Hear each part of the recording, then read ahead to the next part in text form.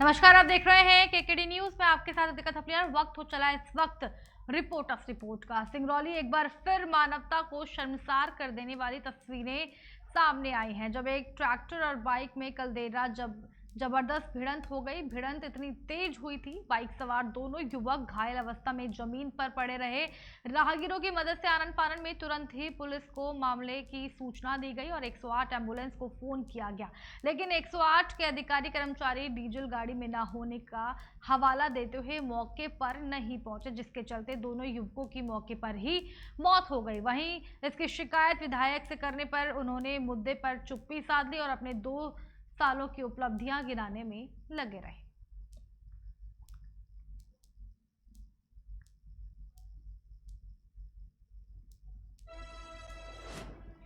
आजाद अध्यापक शिक्षक संघ मध्य प्रदेश की पुरानी पेंशन संकल्प सभा की शुरुआत की गई। इस दौरान प्रांत अध्यक्ष मुख्य अतिथि के रूप में मौजूद रहे। आजाद अध्यापक शिक्षक संघ के प्रांताध्यक्ष ने मानस भवन में अध्यापकों शिक्षकों को संबोधित करते हुए अपने जान की बाजी लगाकर पुरानी पेंशन दिलाने और रीवा सतना के अध्यापक शिक्षक साथियों के लोकायुक्त से संबंधित प्रकरणों का निराकरण करने की बात कही।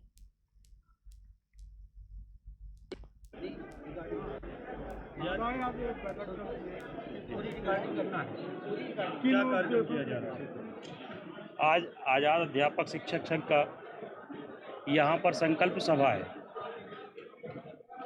और हमारे अध्यापक शिक्षक संवर्ग के प्रदेश में लगभग 60,000 जो प्राथमिक माध्यमिक और उच्च माध्यमिक शिक्षक हैं, जिनकी 2018, 19, 20, 21 में क्रमोन्नति हो जाना थी, वो आज तक विभाग के अधिकारी कर नहीं पाए।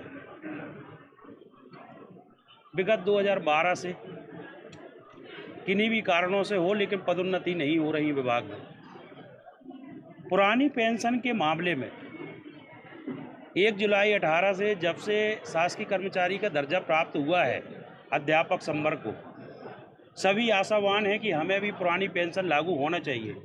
जो हमारे साथी आज रिटायर हो रहे हैं, जिनकी पेमेंट 40,000 है, 45,000 है या 50,000 है, वो रिटायरमेंट होने के बाद उनको 600 रुपये, 800 रुपये, 1,000 रुपये पेंशन मिलती है।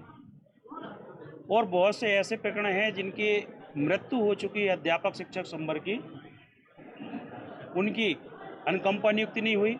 यहाँ पर सतना और रीवा में लोकायुक्त वाला मामला, हम सरकार से कहना चाहते हैं कि यदि शिक्षकों की गलत नियुक्ति हुई है तो आप विभाग में काम क्यों करा रहे हैं, और यदि वो सही है तो आप उनको पेमेंट कम क्यों दे रहे हैं। राज्य सरकार हो, चाहे जिला निकाय हो, जिला प्रशासन हो, विभाग हो, उनको न्याय करना चाहिए। अब एक शिक्षक लगभग हर महीने 10-10 हज़ार रुपये, वो कोई भी व्यक्ति हो, यदि वो अपने आप में, यदि अपने जहन में, अपने रिश्तेदारों के बीच में यदि वो यह बोझ लेकर के जी रहा है 20 साल से कि इनकी नियुक्ति फर्जी है, तो वो कैसे जी रहा है, ये सरकार को एहसास होना चाहिए।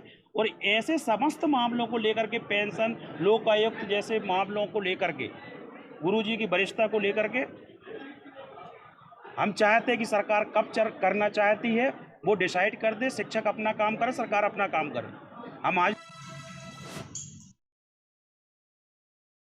में इन दिनों शराब की भरमार है, जिस कारण रीवा जिले के युवा इसका भरपूर लाभ भी उठा रहे हैं और उसका नतीजा ये देखने को मिल रहा है कि आए दिन एक्सीडेंट की वजह से मौत हो रही है। ताजा मामला रीवा जिले के हनुमान थाना क्षेत्र के हनुमान बाजार का है, जहां पर बस की चपेट में, हनुमाना थाना क्षेत्र के हनुमाना बाजार का है, जहां पर बस की चपेट में आ जाने से युवक की मौत हो गई। मौत के बाद आक्रोशित परिजनों ने बाजार में ही जाम लगा लिया। परिजनों की मांग थी कि पहले एफआईआर हो, इसके बाद शव को पोस्टमार्टम के लिए ले जाने दिया जाएगा। हनुमाना बाजार में घंटों जाम लगा रहा। इसके बाद पुलिस के द्वारा आनन फानन में मामला पंजीबद्ध करके परिजनों को समझाया गया, जिसके बाद परिजनों ने शव को पोस्टमार्टम के लिए सामुदायिक स्वास्थ्य केंद्र हनुमाना भेज दिया है। हाँ, ये जानकारी प्राप्त होने पर हम मौके पर पहुंचे थे और बस से व्यक्ति की दुर्घटना हो गई, जिसमें उनकी मृत्यु हो गई है। वही कि वार्ड नंबर 3 के निवासी बताए जा रहे हैं और बल्लू उर्फ छोटे पिता मल्लू नाम बताया जा रहा है। हमने वो लोग चाह रहे थे कि हमारी पहले FIR हो जाए और फिर रिपोर्ट उठाएंगे, क्योंकि FIR हो गई और रिपोर्ट हो गई। सर अब देखिए, क्योंकि हम तो देखे नहीं थे, इस बारे में हम लोग नहीं बता सकते। मामला क्रूर एक्सीडेंट का प्रकरण किया गया है। FIR सर जिस बस से एक्सीडेंट इसमें कुछ लोगों ने पत्थर मारा है, सामने के फ्रंट गाड़ी टूटी हुई है। थाना क्षेत्र के पटेहरा गांव में उस समय हड़कंप मच गया जब एक श्रमिक की पैसे के लेन देन के चलते रॉड और डंडे से पीट कर हत्या कर दी गई। परिजनों ने आरोपियों की गिरफ्तारी के विरोध में जमकर हंगामा किया। घटना की जानकारी लगने के बाद पुलिस के आला अधिकारी मौके पर पहुंचे और परिजनों को आरोपियों की जल्द से जल्द गिरफ्तारी का आश्वासन दिया है।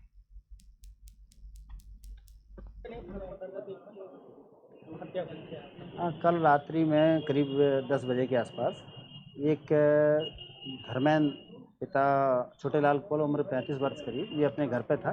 उसी समय कमल सिंह और सुमित ये दो लोग पहुंचे उसको, और कमल सिंह के द्वारा उसको डंडे मारा गया सिर में। तो डंडे मारे गए जिसके कारण से उसको चोट लगी और उसकी मौत हो गई। बाद में जानकारी लगी कि कारण क्या था विवाद का, तो पता लगा कि ये जो धर्मेंद्र है कोल, ये कमल सिंह के यहाँ खदान पे काम करता था, मजदूरी करता था, और कमल सिंह ने इसको करीब 1100 रुपये दिए होंगे काम कराने के लिए। तो काम किया उसने। इसके बाद कमल सिंह का कहना था कि मैंने तुझको 1100 रुपये दिए, तूने काम नहीं किया। और धर्मेंद्र का कहना था तुम जितने पैसे दिए थे मैंने उतना काम कर दिया। इसी बात का विवाद था। इसी बात को लेके वो उसके घर पहुंच गया और उसको डंडे से मार दिया, इससे उसकी मौत हो गई। पुलिस के द्वारा तत्परता से प्रकरण पंजीबद्ध कर लिया गया है 302 का, और आरोपियों की पतासाजी की जा रही है। SP साहब भी हमारे मौके पर गए थे, कल हमारे SDP साहब भी मौके गए, आज सुबह भी गए थे, और लगातार इसमें आरोपियों की पकड़ धकड़ का प्रयास किया जा रहा है। रीवा से एक बड़ी खबर सामने आई है, जहां RTO विभाग की बड़ी कार्रवाई सामने आई है। इस दौरान RTO विभाग ने चेकिंग अभियान चलाया, जिसमें बिना परमिट और कागजात सड़कों पर दौड़ रहे ट्रकों के खिलाफ कार्रवाई की गई और 6 ट्रकों को जब्त किया गया। मार्च क्लोजिंग महीने में राजस्व वसूली के तहत यह चेकिंग अभियान शुरू किया गया है। इस दौरान रथहरा बाईपास पर चेकिंग के दौरान ट्रक पकड़े गए, साथ ही 3 ट्रकों से टैक्स की भी वसूली की गई।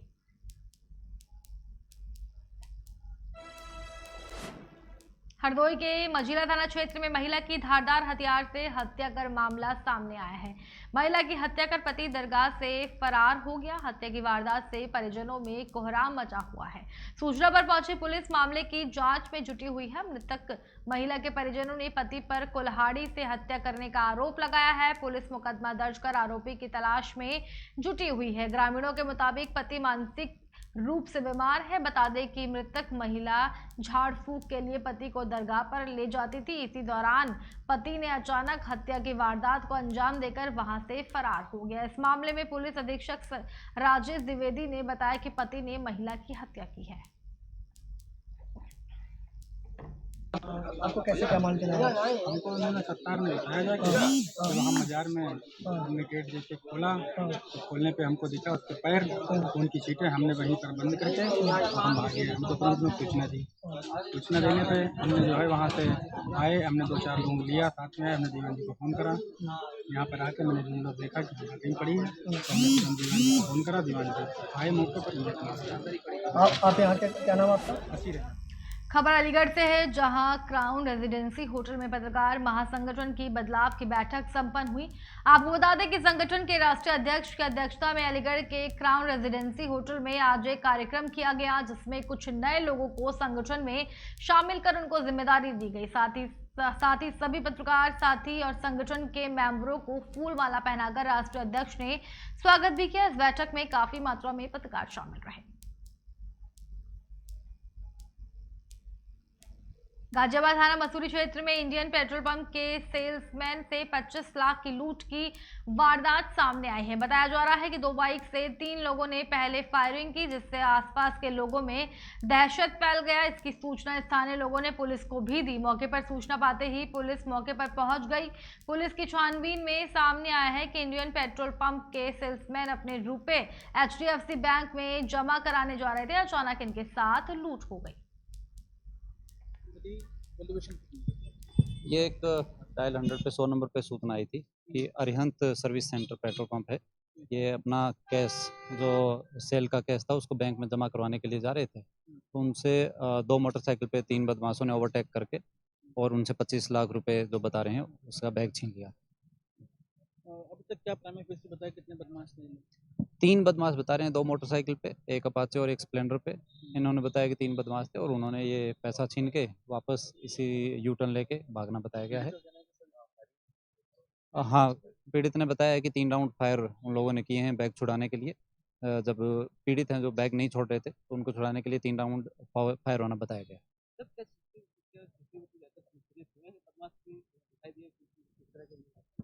कुछ फुटेज आई हैं, अभी बाकी पूरा इसको गहराई से दिखाया जा रहा है और भी फुटेज देखी जा रही है, तो सभी पहलुओं पे जांच करके फिर देखते हैं इसमें आगे क्या नहीं। देखिए, जनपद हाथरस के खबर हाथरस से है, जहां रिश्ते एक बार फिर शर्मसार हो गए। आपको बता दें, पूरी घटना को हाथरस के थाना कोतवाली नगर क्षेत्र के बम्बा पर पति को कूल्हे में और उनकी पत्नी भावना को सर में गोली मार दी थी, जिससे पति घायल हो गया और उसकी पत्नी की मृत्यु हो गई थी। जिसके बाद सूचना पर तत्काल कोतवाली हाथरस पुलिस द्वारा मौके पर पहुंचकर घटनास्थल का निरीक्षण कर जानकारी की गई और घायल को उपचार के लिए जिला अस्पताल भिजवाया गया। वहीं घटना के संबंध में परिजनों ने प्लॉट के पैसों के लेन देन को लेकर हुए विवाद में हत्या करने का आरोप लगाते हुए 3 नामजदों के खिलाफ तहरीर भी दी थी। पति से पूछताछ में सामने आया कि आरोपियों को किसी प्रकार की गंभीर केस में फंसाने के लिए उसने अपनी पत्नी की हत्या की साजिश रची। इसी मामले को खुलासा करते हुए पुलिस ने हत्यारे पति और उसके सहयोगी को गिरफ्तार कर लिया।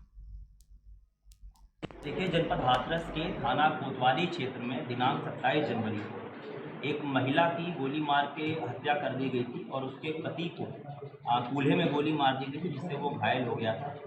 इस घटना के संबंध में उनके परिजनों द्वारा 3 व्यक्तियों को जो उनके विपक्षी थे और जिनसे उनके पैसे के लेन देन को लेकर रंजिश चली आ रही थी, उन्हें नामजद करते हुए हत्या का मुकदमा थाना कोतवाली में पंजीकृत कराया गया था।